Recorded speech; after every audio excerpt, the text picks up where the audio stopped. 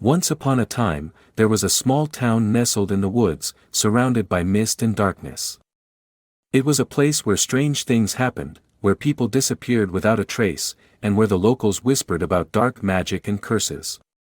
One day, a group of teenagers decided to explore the abandoned mansion on the outskirts of town. It was said to be haunted, but they didn't believe in ghosts. As they made their way through the dusty rooms, they found an old diary hidden in a secret compartment.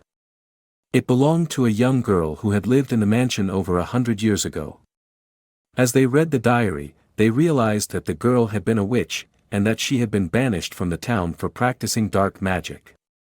She had cursed the town before she left, vowing that every 100 years, on the night of the full moon, she would return to seek revenge on those who had wronged her. The teenagers laughed it off, thinking it was just a silly legend. But that night, as they sat around a campfire, they heard a strange sound coming from the woods. It was a low, guttural growl, like nothing they had ever heard before. Suddenly, the trees began to shake, and a figure emerged from the darkness. It was the witch, and she was more terrifying than they could have ever imagined. Her eyes glowed with an otherworldly light, and her skin was as pale as death.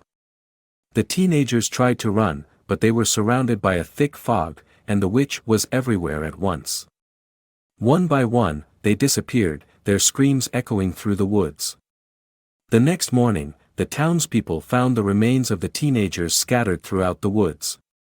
From that day on, they never spoke of the witch again, but they knew that she would return, every 100 years, to seek her revenge on those who dared to cross her.